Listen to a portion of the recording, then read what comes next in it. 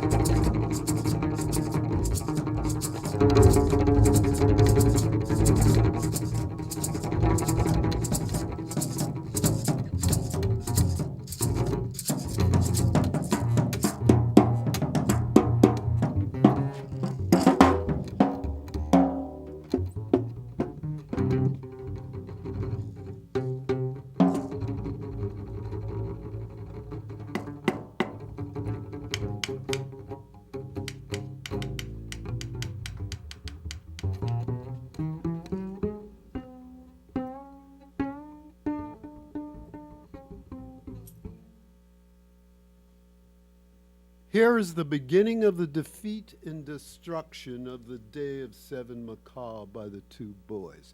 The first named Hunahpu, and the second named Shibalanke. Being gods, the two of them saw evil in the attempt of seven macaw at self-magnification before the heart of the sky. The boys are great thinkers, and great is their knowledge. They are midmost seers. Here on the face of the earth, there are none like them. There is only good in their being and birthright.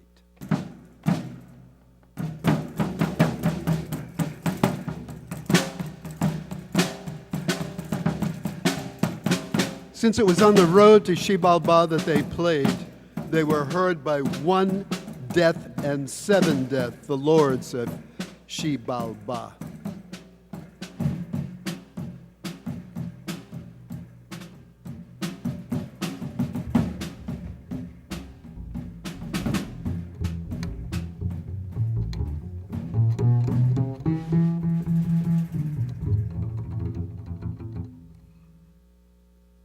What's happening on the face of the earth, the Lord said.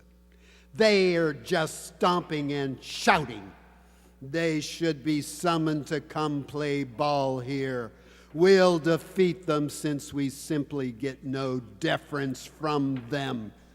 They show no respect, nor do they have any shame. They are really determined to run right over us. They must come. Would that they might come to play ball with us here. Then we could have some excitement with them. We are truly amazed at them. Therefore they should come, and they should bring their playthings. Their yoke and arm guards should come, along with their rubber ball, said the lords.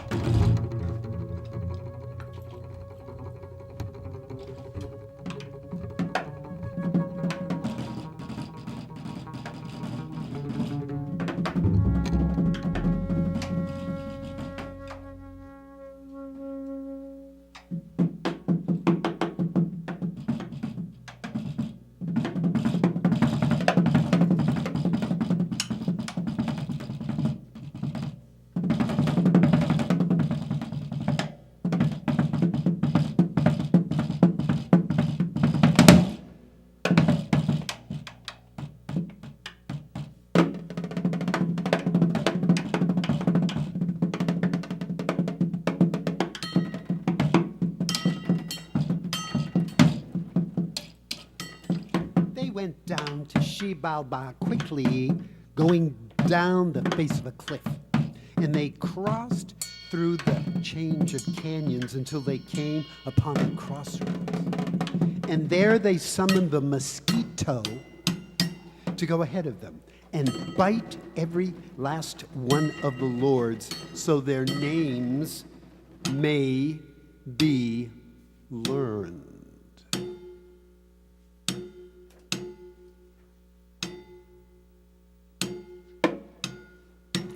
Mourning, 1 death.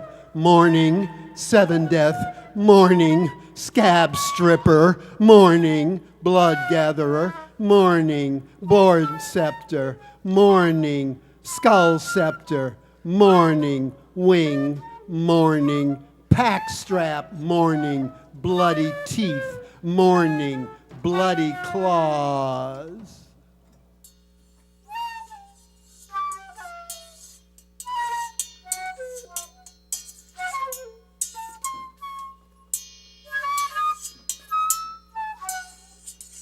After that, the boys entered Razor House, and this was when it was ordained that they be cut clear through with knives. It was intended to be quick, intended that they should die, but they did not die.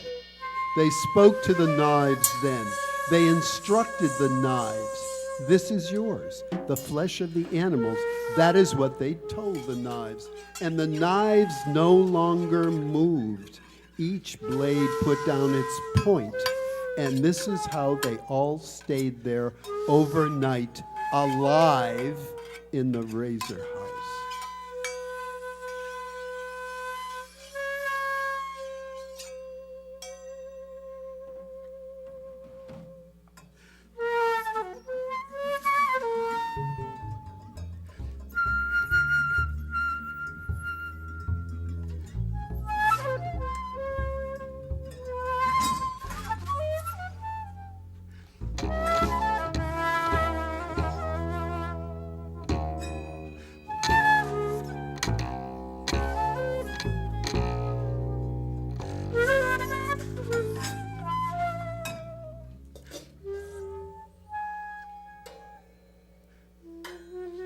And now they entered Cold House. There are countless drafts, thick falling hail inside the house, the home of cold. They diminished the cold right away by shutting it out. The cold dissipated because of the boys, so although Xibalba had wanted them to die there, they did not, but were alive when it dawned. They came out when the pages arrived and the guards left. "Why haven't they died?" said the rulers of Xibalba. Again they were amazed at the feet of the boys, Hunahpu and Shebalanke.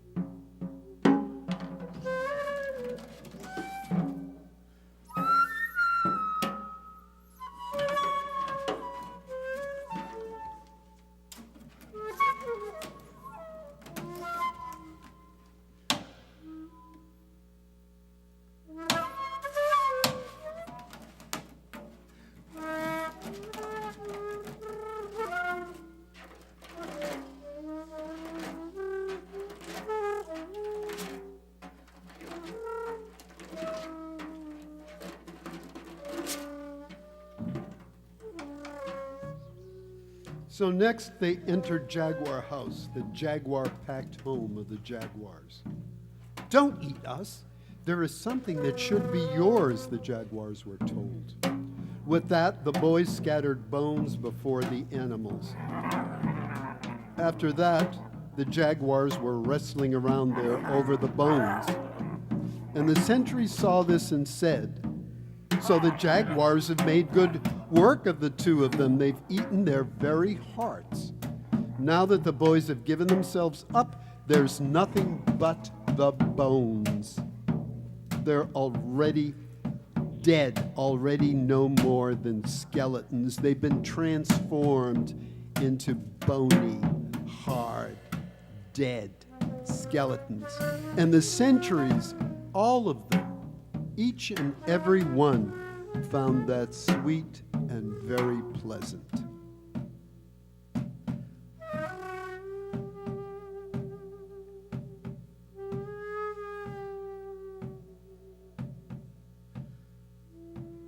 But the boys had not died. They came out of Jaguar House, and all the Shebalbans said, "What sort of people are they? Where did they come from?"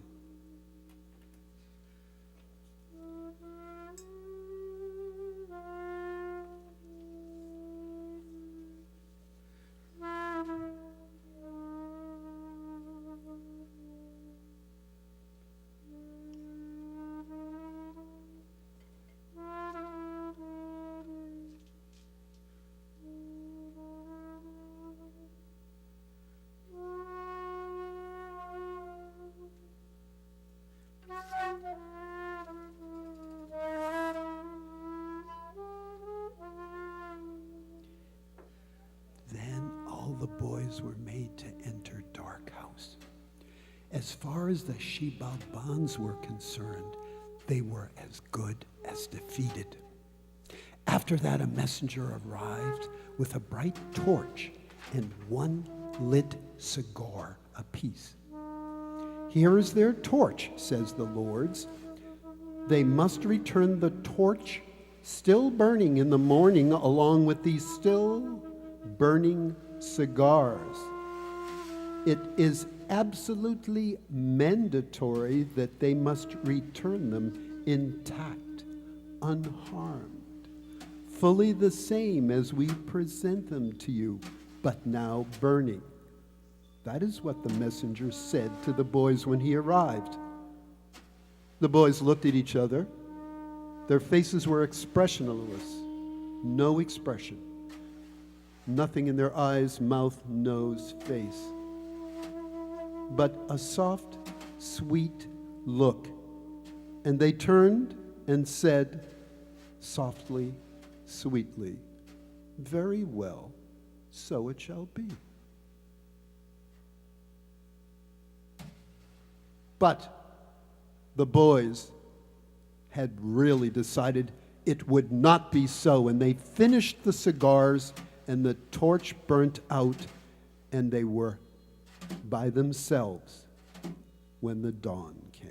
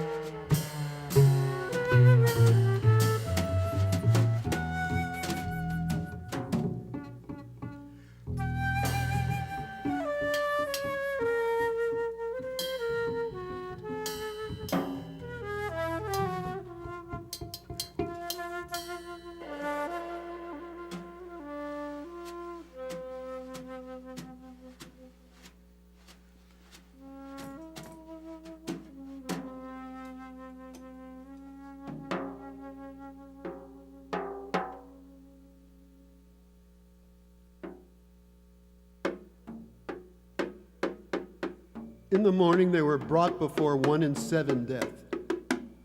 "Where are my cigars? What of my torch? They were brought to you last night. This very day you will be finished. You will die. You will disappear, and we shall break you off. Here you will hide your faces. You are to be sacrificed." So said 1 and 7 death.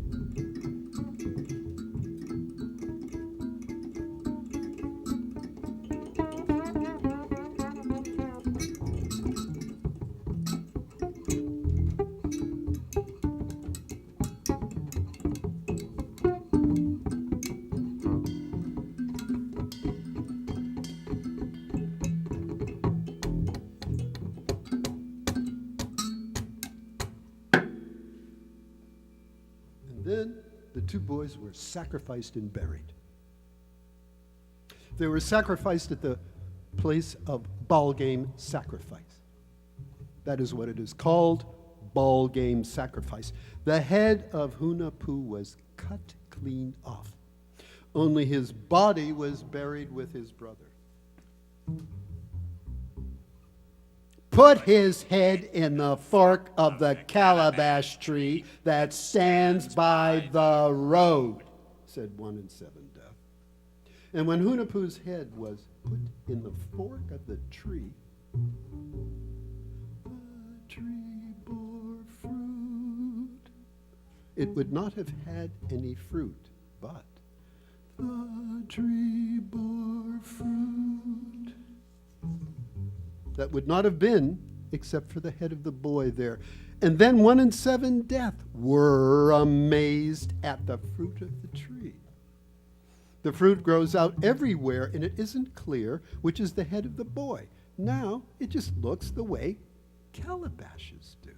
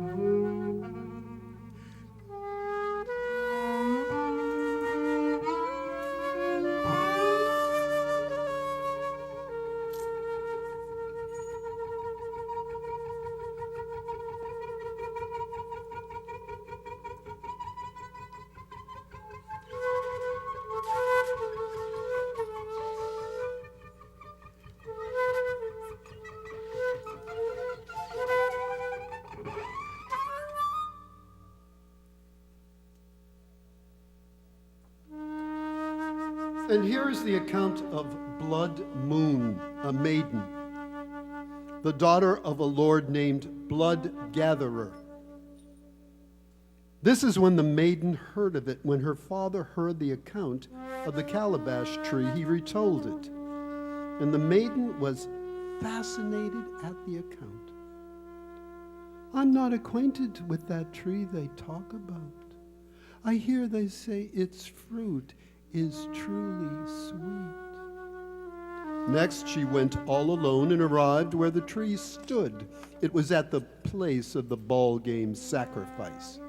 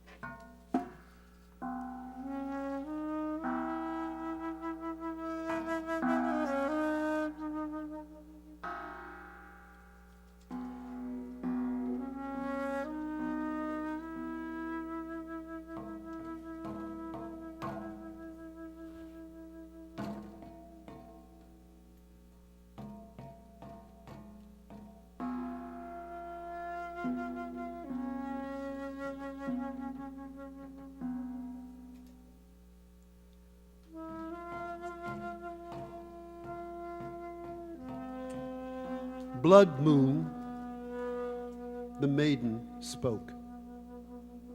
What? Well, what is the fruit of this tree? Should not this tree bear something sweet? Should not they be dead? But they should not die. They should not be wasted. She looked at one of the calabashes hungrily and said to herself, should I pick one? But then the skull spoke. It was here in the fork of the tree. Why do you want a mere bone, a round thing in the branches of a tree? Said the head of Hunahpu when it spoke to the maiden. You don't want it, I do want it, said the maiden. Very well. Stretch out your hand right here so I can see it, said the bone.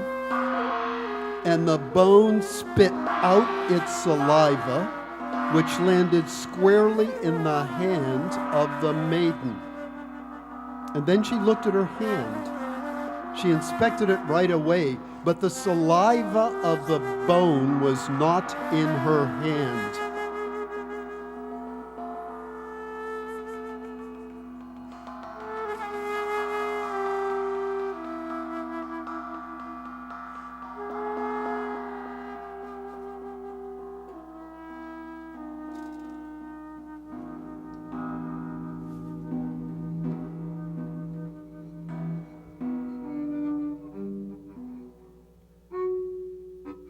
It's just a sign that I've given you my saliva,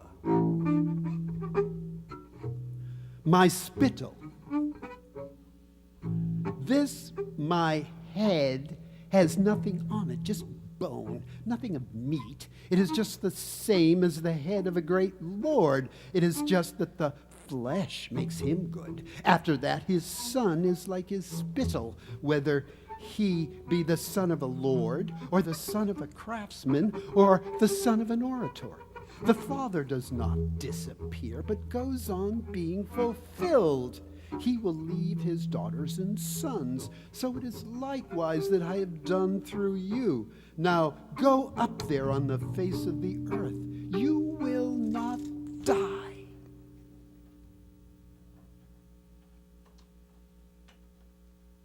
After that the maiden was noticed by her father when he saw that she was now with child. And all the lords shared their thoughts. This daughter of mine is with child. It is just a bastard. Get her to open her mouth. If she does not tell, then sacrifice her.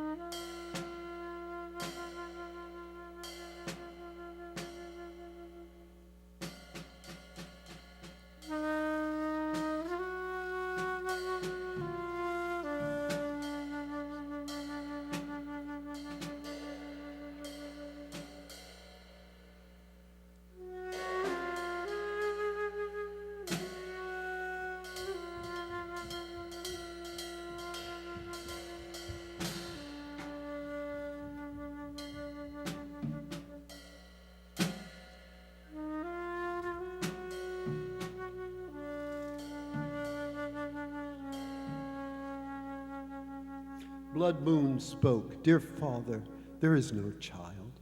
There is no man whose face I have known." And when Blood Moon came to the surface of the earth, her children were still in her belly. But it wasn't very long before the rebirth of the two boys, and the young woman, Blood Moon, came to their grandmother. "I have come, my lady. I am your daughter-in-law. I am your child. What I carry is his. Your boys are not dead. They have merely made a way for the light to show itself, as you will see when you look at the faces of what I carry." That is what the grandmother was told.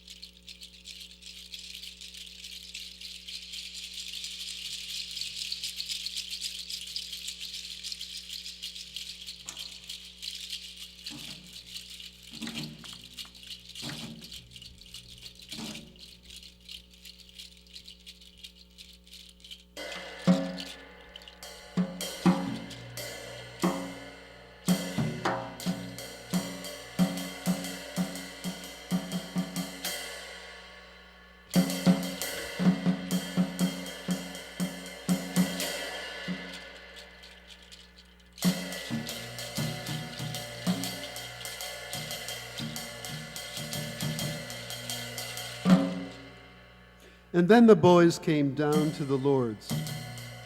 Feigning great humility, they bowed their heads all the way to the ground when they arrived. They really looked like vagabonds when they arrived.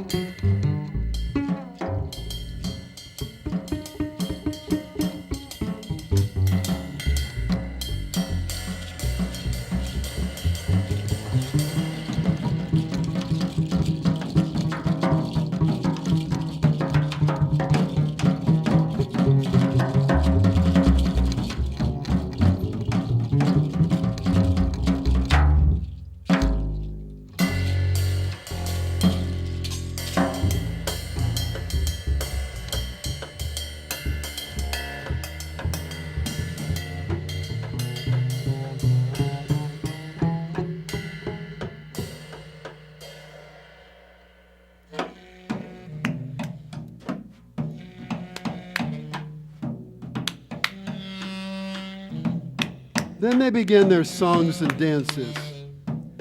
And then all the Shebalbans arrived. The spectators crowded the floor. They clapped their hands and danced the weasel. They clapped their hands and danced the poor will. They clapped their hands and danced the armadillo. Then the Lord said to them, "Sacrifice my dog, then bring him back to life again." That is what the boys were told, and they sacrificed the dog. And then the dog came back to life. And that dog was really happy when he came back to life. And then they were asked by a lord, "Can you even kill a person, make a sacrifice without death?" That is what they were asked. "Very well," the boys said, and they took hold of a human sacrifice. They held a human heart up on high, and they showed its roundness to the lords. 1 in 7 Death admired it, and then to the amazement of all the lords, that person was brought back to life. "Sacrifice yet again. Even do it to yourselves," the lords demanded. And so this is the sacrifice of little Hunahpu by his brother Shebalanke. One by one his legs, his arms were spread wide. His head came off and rolled far away outside. His heart, dug out, was smothered in a leaf, and all the lords went crazy at the sight. "Get up," he said, and his brother came back to life. The lords rejoiced at this as if they were doing the dances themselves. Now the hearts of the lords were filled with longing, with yearning for the dance of the two boys. So then came these words from 1 in 7 Death. "Do it to us. Sacrifice us. Sacrifice us both," said 1 in 7 Death to Hunahpu and Shebalanke. "Very well, lords. You ought to come back to life. After all, what is death to you? And aren't we making you happy, as entertaining as the vassals of your domain?" And this was the first to be sacrificed. The Lord at the very top, the one who is named One Death, the ruler of Shebalanke.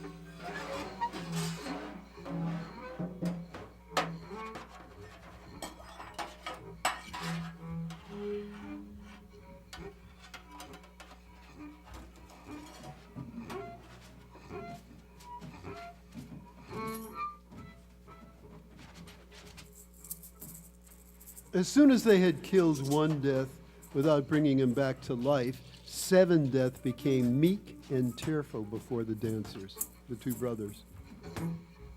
But powerless before the 2 boys, he too was sacrificed without being brought back to life. The 2 lords underwent heart sacrifice there, only for the purpose of their destruction.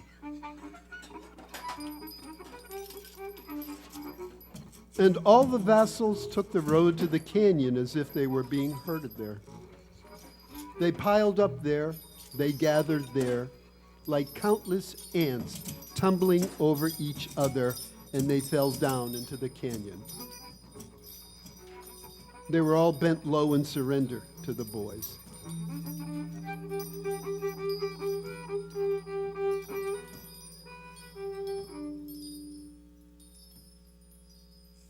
Such was the defeat of the kingdom of Shibalba. The boys accomplished it only through wonders, only through self-transformation. Their ancient day was not a great one, these Shibalbans, only wanted conflict. Their names are not really divine, but fearful is the ancient evil of their faces. They are inciters to wrongdoings and violence, masters of stupidity, and masters of hidden intentions as well. Such is the loss of their greatness and brilliance. This was accomplished by little Hunahpu and Shebalanke.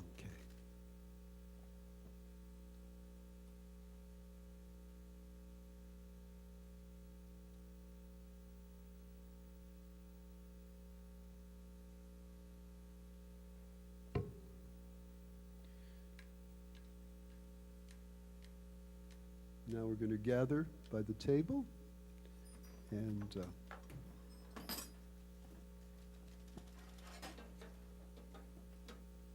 talk about that and examine Linda Clave's wonderful, wonderful artwork. I'm sure she'll have some great things to say about that.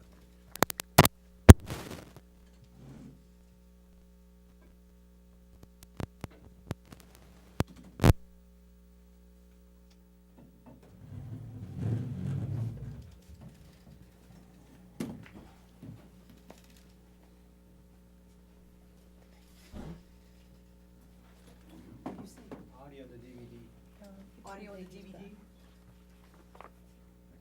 Yeah. No, but that was all. Repeat that.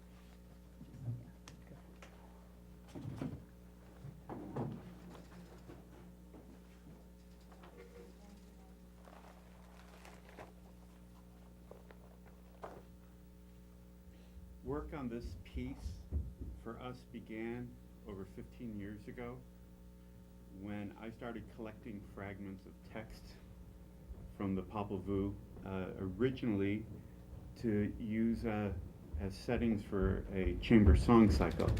And I found the text so engaging and inspiring that I wanted a couple pieces of work to come out of it. And so the result that you saw tonight is one of those such efforts. And we actually had a rendition of this piece that we've performed several times, probably 17 years ago. Is it that long now? Is it? It's some number. I think they found, WGBH found a reference on my website. I thought it was from '97, but it might have That's been where earlier. I'm getting the 7 from, so it's 13 Yeah. years ago. Yeah.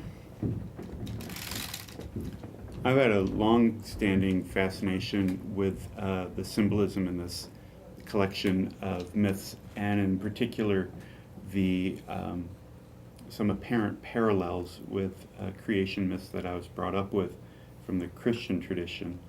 And I've always just been fascinated, and I was really happy to see how those imageries lent themselves to the improvisations and the work that Linda's created here.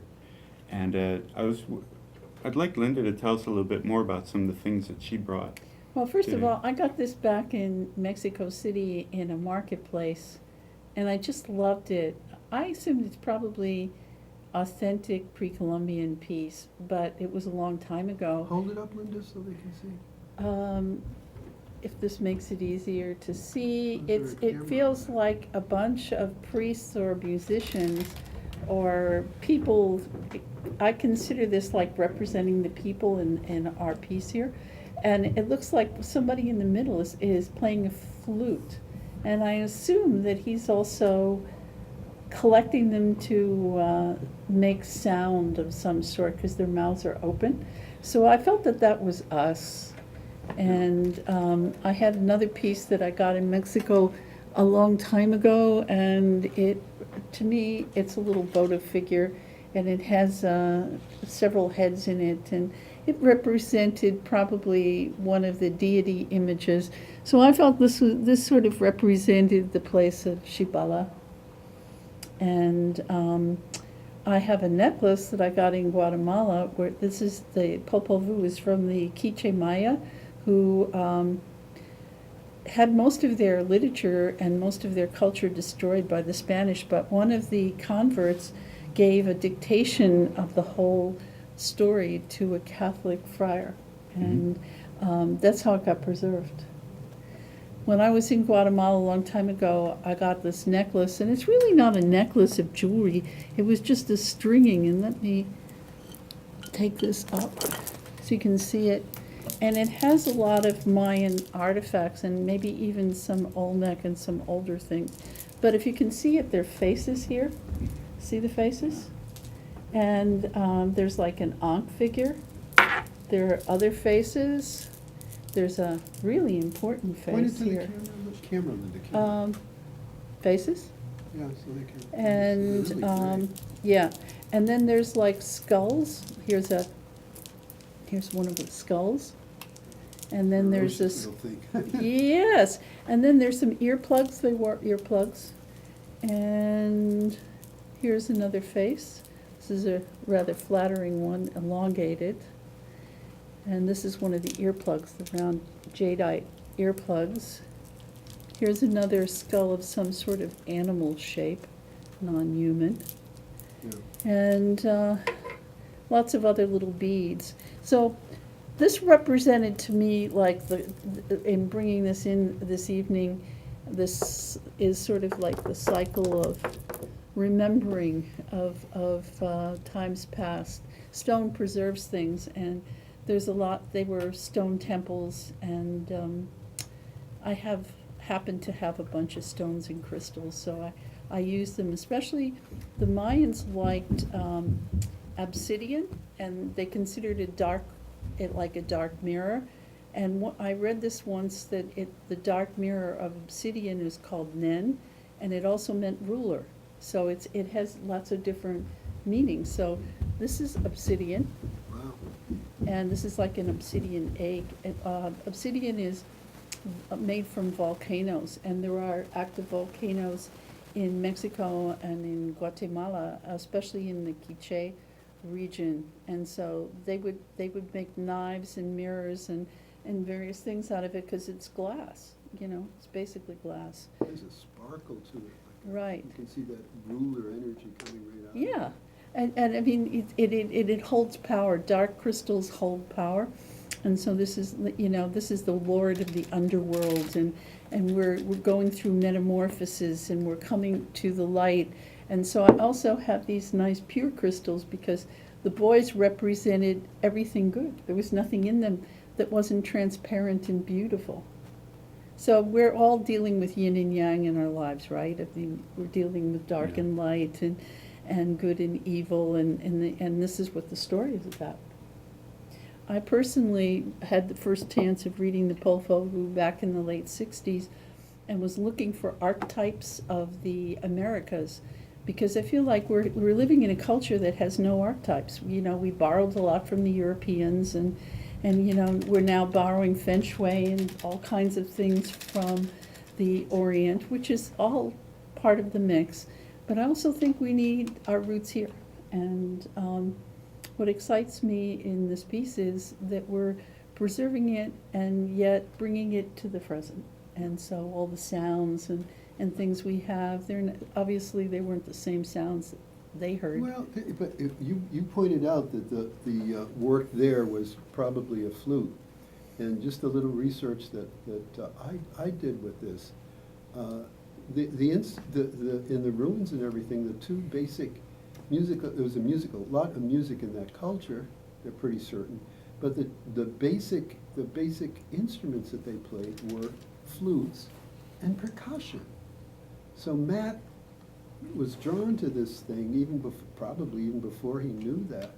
But he is a flute player, and then working with percussion, and I was using the bass percussively as much as possible, and just as a rhythm support of the voice. So singing and flute and percussion become the native sound of that culture. And as you said, we work with that, but then put a 21st century stamp on it. Well, one of the crew here brought in what is supposedly the complete Mayan calendar. The Mayan calendar was based on mathematics, which music, and rhythms and things. And they had several different, calendars going, one for 50 years, one for 20 years. And they had one, daily with a particular glyph going with it. And I feel like that this is all about, and even like the stripes and ikat work, which is tie-dye work, and the weaving is all very ordered, and they had a very ordered society, and they had a very ordered sense. And when you're there, like if it's a tropical day, just around noontime, suddenly a cloud shows up, and when the cloud shows up, the rain comes down. And that's again like sounds that we're making. So all these things kind of relayed back to what we were doing. Excellent. Well, thank you very much, everyone.